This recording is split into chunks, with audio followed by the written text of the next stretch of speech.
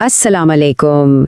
Mahatet paper 1 और paper 2 के तमाम बाशऊर और मेहनती उम्मीदवारों का इस खास और इंतहाई अहम प्लानर में इस्तकबाल है। आज के इस सेशन का मकसद बिल्कुल सीधा सा है, इम्तिहान के दबाव को कम करना और उर्दू ग्रामर के हिस्से में नंबरात को 100% यकीनी बनाना। आज की इस तफसीली गुफ्तगू में हम असनाफ़ शायरी और उनसे जुड़े पिछले सालों के सवालात यानी PYQs का गहरा लेकिन बहुत ही दिलचस्प तज्ज़िया करने वाले हैं।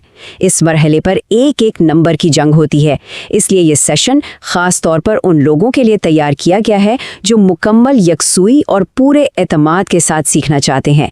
तो चलिए बिना किसी ताख़ीर के सीधे मौजू पर आते हैं। सबसे पहले आज के इस प्लानर का एजेंडा देख लेते हैं। हम शुरुआत करेंगे जज्बात की शायरी से, फिर बात होगी शायरी की साख्त पर, उसके बाद शेर की बनावट का खुर्दबीनी जायज़ा लिया जाएगा और आखिर में पिछले इम्तिहानी सवालात का एक तेज़ रफ्तार राउंड होगा। ये एक मुकम्मल रोड मैप है ताकि कोई भी अहम चीज़ छूटने ना पाए।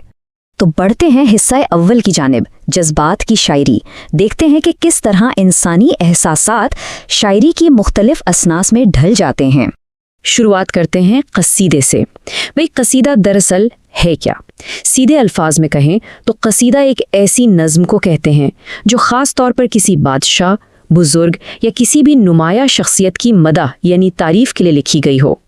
असातिज़ा और माहिरीन हमेशा यही बताते हैं कि कसीदे की असल रूह को पकड़ना ज़रूरी है और उसकी रूह सिर्फ एक चीज़ में छुपी है और वो है किसी की खूबियों को बढ़ा चढ़ा कर बयान करना।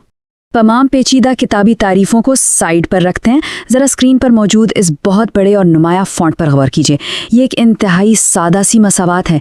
कसीदा बराबर है तारीफ़ के। इम्तिहान के प्रेशर में लंबी चौड़ी बातें भूल भी जाएं तो कसीदा का लफ्ज़ देखते ही दिमाग की बत्ती जल जानी चाहिए कि इसका सीधा ताल्लुक़ सिर्फ़ और सिर्फ तारीफ़ से है। अब देखते हैं कि ये छोटा सा फॉर्मूला कितना पावरफुल है। साल 2021 के पेपर 1 का ये सवाल देखें, कसीदा में ज़्यादातर क्या बयान किया जाता है? दिए गए ऑप्शंस हैं गम, तारीफ़, मज़ा या कहानी।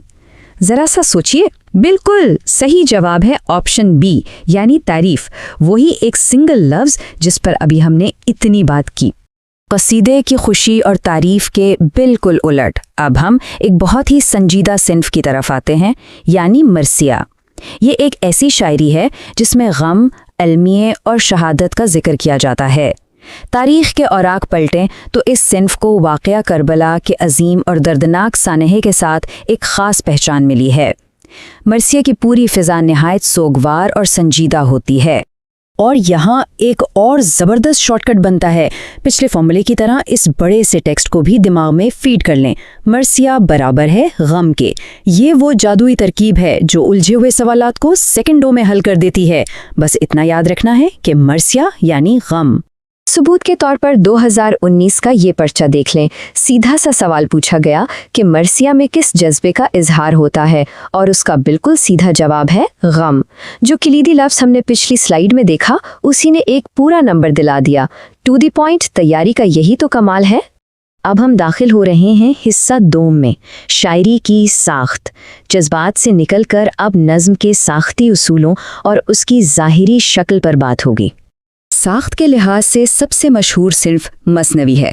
मसनवी उस नज़्म को कहते हैं जिसके हर शेर के दोनों मिसरे हम काफिया तो होते हैं, लेकिन मज़े की बात यह है कि हर नया शेर एक नया काफिया लेकर आता है, यानी हर शेर का काफिया पिछले शेर से बिल्कुल मुख्तलिफ होता है। ये मुसलसल बदलती हुई साख्त उसे तवील दास्तानें और लंबी कहानियाँ सुनाने के लिए सबसे परफेक्ट सिन्फ बनाती है। ज़रा इस बड़े साइज़ के पैटर्न को देखें, ए, फिर बीबी और फिर सीसी। ये मसनवी के बदलते हुए काफियों का फॉर्मूला है। 2020 के इम्तिहान में बिल्कुल इसी साख्ती तरतीब पर सवाल आ चुका है, इसलिए इस पैटर्न का जहन में होना बहुत ज़रूरी है।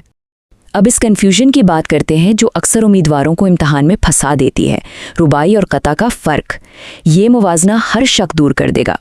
रुबाई सख्ती के साथ सिर्फ और सिर्फ 4 मिसरों के पाबंद है, जिसकी काफिया बंदी A के उसूल पर होती है।